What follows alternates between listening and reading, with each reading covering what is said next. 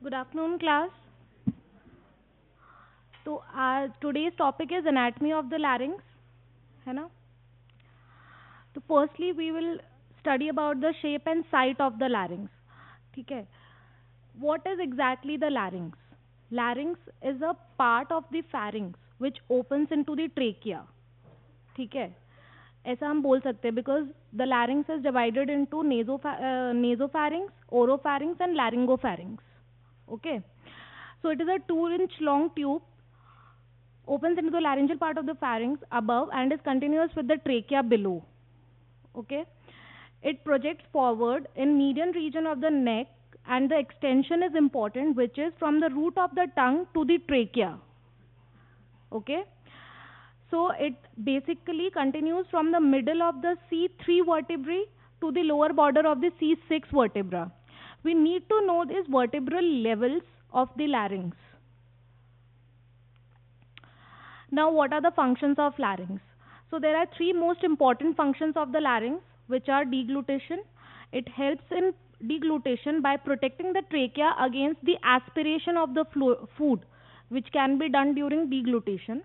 Secondly, it helps in breathing, respiration. And thirdly, it helps in phonation. And so it is commonly called as the voice box.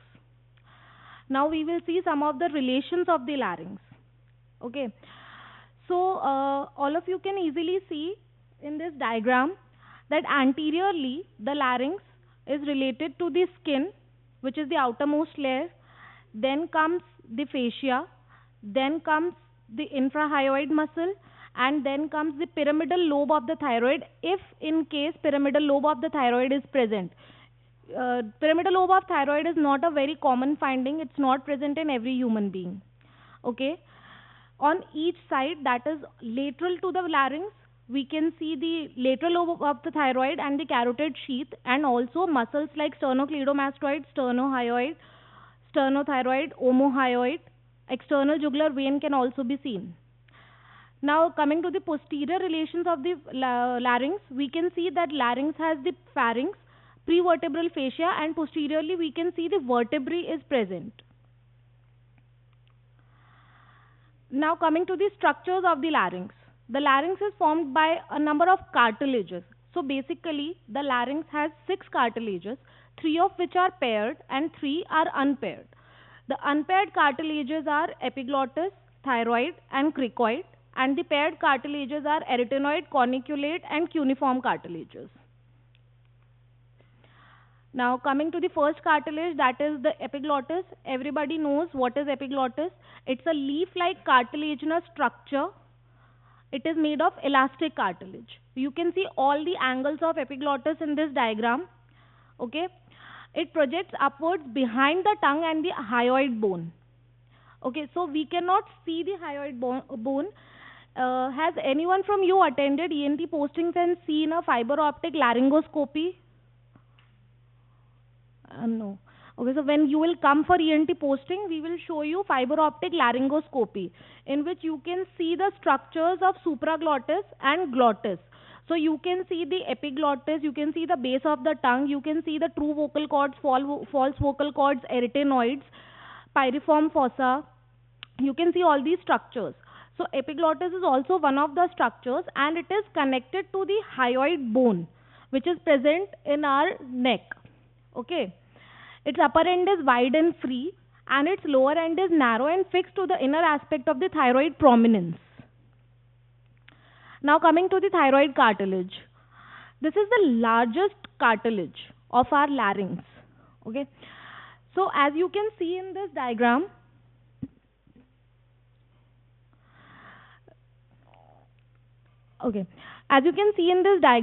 the thyroid cartilage is basically made up of 2 laminas. Okay, and you can see the one labeled as laryngeal prominence. That is where the thyroid cartilages from both the sides meet in the center. Okay, it is composed of 2 halves which meet in the middle at a peak called as laryngeal prominence, which is also called as Adam's apple. So we can see in our neck region, and especially in boys, there is a very prominent feeling here which is called as Adam's apple.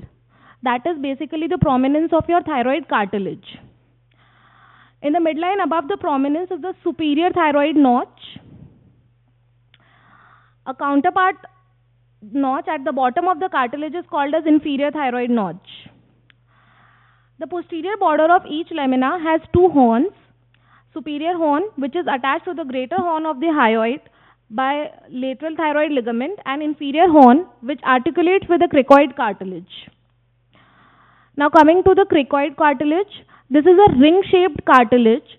More specifically, this is a signet ring-shaped cartilage. What does a signet ring means?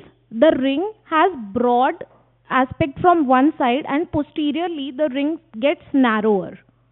As you can see in this diagram, anteriorly the cartilage is wider, and as it comes behind, the cartilage width is decreasing. That is called as a signet ring. Okay. The upper border of the lamina articulates with the arytenoid cartilage. As you can see, it's written facet for the articulation with the arytenoid cartilages. And the posterior lateral aspect of the arch articulates with the inferior horn of the thyroid cartilage. So you can also see the labeling facets for the articulation with the inferior horn of the thyroid cartilage. The inferior to the rings are the rings of the cartilage around the trachea. So cricoid cartilage ends and trachea starts. This is the first ring of the trachea is just below the cricoid cartilage. Now coming to the arytenoid cartilage, these are pyramid-shaped cartilages having an apex which articulates with the corniculate cartilage, a base that articulates with the cricoid cartilage. As we saw in the previous diagram, the cricoid cartilage has facets for articulation with the arytenoid cartilage, and a vocal process which is directed forwards and gives attachment to the vocal ligament, that is the vocal cord. Each one articulates with the upper border of the lamina of the cricoid cartilage. Now, it also has a muscular process which is directed posterolaterally and gives insertion to the muscles which move the arytenoid cartilage. We will see them in the next slides. Now coming to the corniculate and cuneiform cartilages. Corniculate cartilages are small cartilaginous nodules which lie on the apex of the arytenoid cartilages. As you can see, the arytenoid cartilages have their apex. There sit the corniculate cartilages, and cuneiform cartilages are very small nodule-like cartilages which lie in front of the corniculate cartilage, as you can see in this diagram. Now coming to the membranes of the larynx. So our larynx has three membranes: the thyrohyoid membrane, the quadrangular membrane, and the cricothyroid membrane. Okay. So let's see the thyrohyoid membrane. As the name suggests, the membrane extends from the thyroid cartilage up to the hyoid bone. Okay. It is attached above to the deep surface of the hyoid bone, as you can see in this diagram. Above is the hyoid bone and below is the thyroid cartilage, and in between them there is this membrane called as thyrohyoid membrane below to the upper margin of the thyroid cartilages, and it is pierced by internal laryngeal nerve and superior laryngeal artery. Now this is an important point that we should know, that which artery and nerve is piercing which membrane of the larynx. Now coming to the quadrangular membrane, it is the upper part of the fibroelastic membrane which lines the larynx. It extends between the arytenoid cartilage and the epiglottis. Its lower border is thickened to form the vestibular ligament. Vestibular ligament is also called as the false vocal cord. As you can see in this diagram, vestibular ligament is labeled in this diagram. That is called as the false vocal cord. Now the next membrane is cricothyroid membrane. Cricothyroid membrane, it's the lower part of fibroelastic membrane lining of the larynx. So the quadrangular membrane was coming from the upwards and the cricothyroid membrane is coming from the downwards. So they are completely lining the larynx. The anterior median part is called the median cricothyroid ligament. The lateral part of it on each side is triangular and is called cricovocal membrane. Its upper border is called vocal ligament or true vocal cords. So we could see that quadrangular membrane's lower border forms the false vocal cords and cricothyroid membrane's upper part forms the true vocal cord. Now coming to the cavity of the larynx, it is divided into three compartments by two pairs of folds, which are the upper folds are called the vestibular folds or the false vocal cord, as we saw previously, and the lower folds are called the vocal folds or true vocal cords.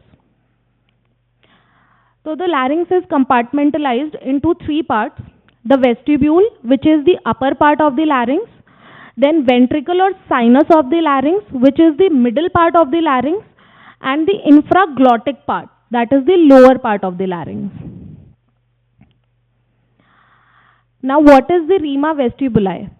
It is the space between the two vestibular folds or the two false vocal cords. The space between two false vocal cords is called as rima vestibuli. And what is rima glottidis? The space between two true vocal cords is called as rima glottidis. These spaces are very important. You should know about them. Now coming to the muscles of the larynx. So the muscles of the larynx are divided into extrinsic muscles and intrinsic muscles.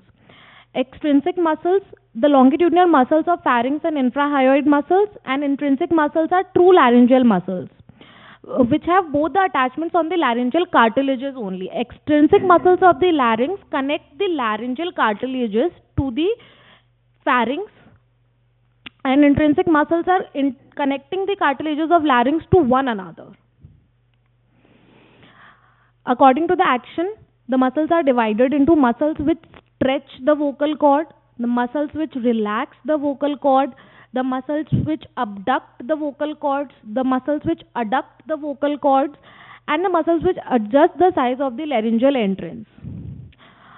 So now muscles which stretch the vocal cords, or you can say the muscles which create tension in the vocal cord. So these are created by the two cricothyroid muscles. As we can get by the name, the cricothyroid muscles are present between the cricoid cartilage and the thyroid cartilage. So how do they act? They act by lowering the thyroid cartilage forwards. So one thing that all of you need to understand is this is your thyroid cartilage. Okay, it's placed like this in your neck, है ना? And your vocal cords are attached to the thyroid cartilage because cricothyroid membrane का fold बन रहा है ना, तो वो जो fold होकर आ रहा है वहाँ पर आपके जो two vocal cords हैं, they are basically attached to the inner part of your thyroid cartilage. So that's how they are explaining the function of this cricothyroid muscle. So what do? They act by lowering the thyroid cartilages forwards. So the distance between the vocal process of the arytenoid and the laryngeal prominence is increased and the vocal cords become stretched. So basically, if your vocal cords are attached to your thyroid cartilage and if you pull your thyroid cartilage forwards, so what will it do? It will increase the tension in your vocal cords.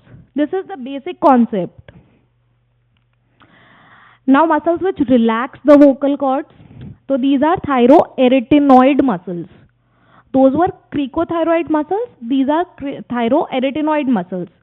They relax the cords by pulling the arytenoid cartilage forwards towards the laryngeal prominence. So now we saw the anterior attachment of the vocal cords, that is on the thyroid cartilage. The posterior attachment of the vocal cords is on the arytenoids. So if you push the arytenoids forwards, it will shorten, it will decrease the length of the vocal cords, which will lead to relaxation of the vocal cords. Now muscles which abduct the vocal cords, the two posterior cricoarytenoid muscles. How do they abduct? They draw the muscular processes of the arytenoid cartilages backwards so that the vocal process becomes directed laterally. Basically these muscles, what they do is they take the vocal cords apart, abduction. Okay. Now, muscles which adduct the vocal cords are transverse arytenoid muscle, as you can see in the diagram, and the lateral cricoarytenoid muscles. Now, muscles which adjust the size of the laryngeal entrance. Why are these muscles necessary? These muscles are necessary because we need to reduce the size of the laryngeal entrance while the food is being swallowed inside. Two oblique arytenoid muscles and aryepiglottic muscles are the muscles which help in adjusting the size of the opening of the larynx. Now coming to the arterial supply of the larynx, it is supplied by the superior laryngeal artery, which is a branch of superior thyroid artery, and inferior laryngeal artery, which is a branch of inferior thyroid artery. Coming to the venous drainage, veins of upper part join the superior thyroid vein, which ends in the IJV, and veins of the lower part join the inferior thyroid vein, which ends in the innominate vein. Lymphatics of the vocal cords in upper part drain into the upper deep cervical lymph nodes, and lymphatics of the lower part drain into lower deep cervical lymph nodes and prelaryngeal lymph nodes. Motor supply and sensory supply of the larynx are different. So the motor supply of the laryngeal muscles, all laryngeal muscles are supplied by the recurrent laryngeal nerve except the cricothyroid muscle, which is supplied by the external laryngeal nerve. And sensory supply above the vocal cords is supplied by the internal laryngeal nerve, and below the vocal cords is supplied by the recurrent laryngeal nerve.